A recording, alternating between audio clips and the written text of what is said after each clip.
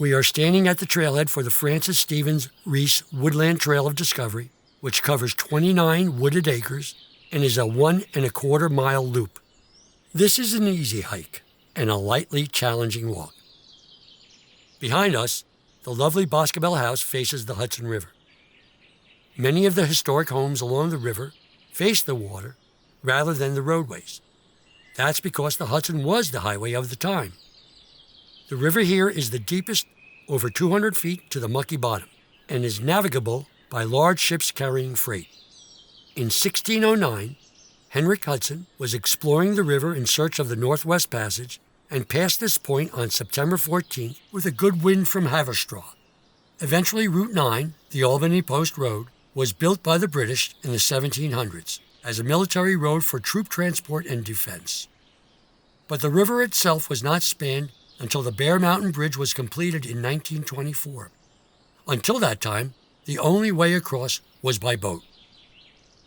The house was built in its original location in Westchester County by Elizabeth and States Dykeman, who remained loyalists during the Revolutionary War. States was a successful businessman and accountant for the quartermaster of the British Army. The couple started to build their dream home in the early 1800s, but Dykeman did not live to see it completed. Over the years, Boscobel remained in the family as a working farm, then changed hands many times until it slowly fell into disrepair. By the 1950s, it was slated for demolition. With the wrecking ball poised, Putnam County Historical Society spearheaded efforts to save the building. The land the house now sits on was acquired through a substantial donation from Lila Atchison Wallace. The house was moved from its original location in Montrose, New York, to its new home overlooking the Hudson River. Humans inhabited this area starting about 10,000 years ago, after the glaciers receded.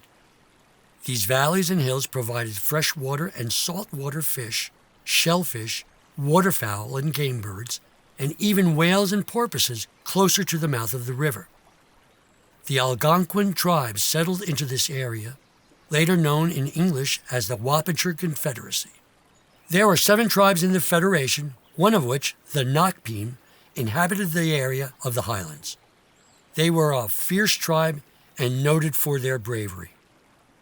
Vanderdonk, an early Dutch explorer, documented some of the Native American life from Albany to Manhattan. He noted 3 Native American villages in Putnam and southern Dutchess.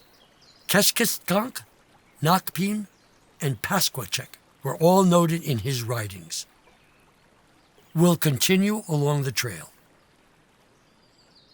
The Phillips family, after whom the town is named, acquired a 250-square-mile tract of what is now Putnam and parts of Dutchess County in 1697, purchasing the land from 2 Dutch traders who had bought it from the Wappingers.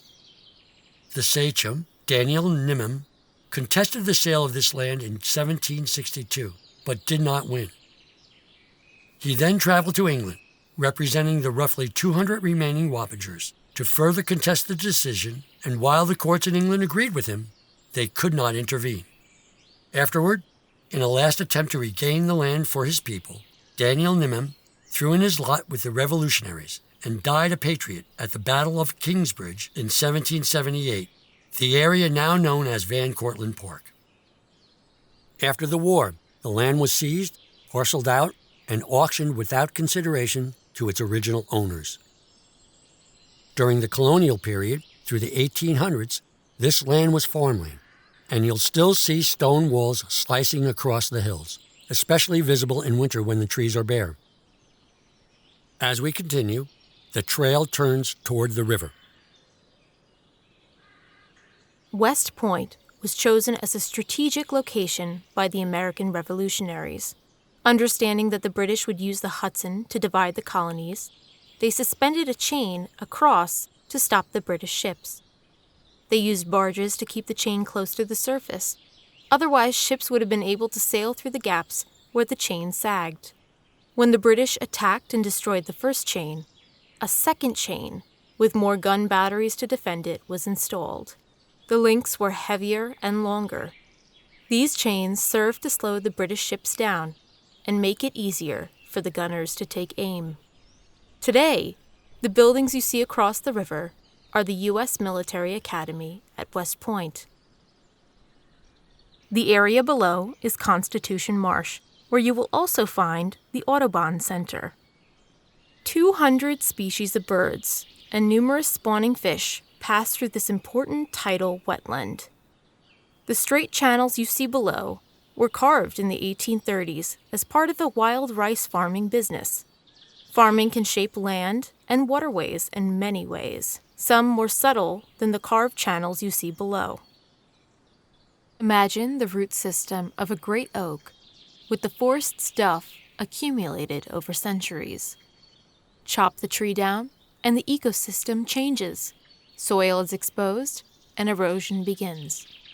Even in an 1849 book on the history of Putnam County, New York, author William J. Blake noted that the banks of the Hudson River were starting to silt up from the farms on the ridges above.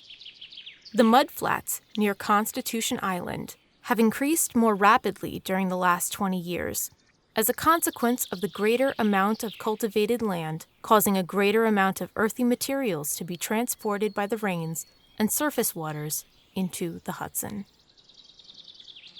This bucolic setting was once marred by environmental contamination.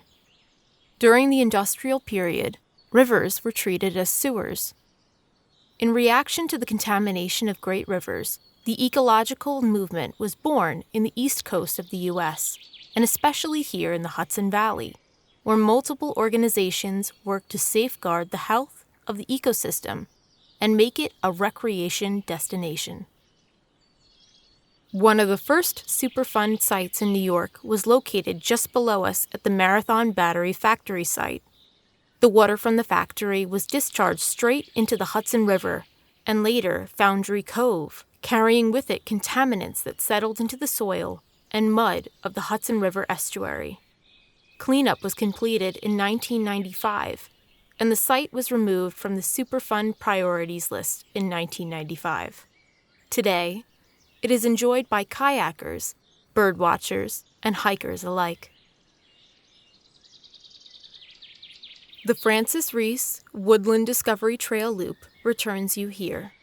This beautiful, easy hike is well suited to individuals and families who want to spend 30 to 45 minutes in the woods. The trail also connects from the Boscobel House and Gardens to the Constitution Marsh Audubon Center below. Before visiting, check the Boscobel House website for visiting times and fees. This project was made possible with funding from the Hudson River Valley Greenway, with special thanks to the Putnam County Historian's Office.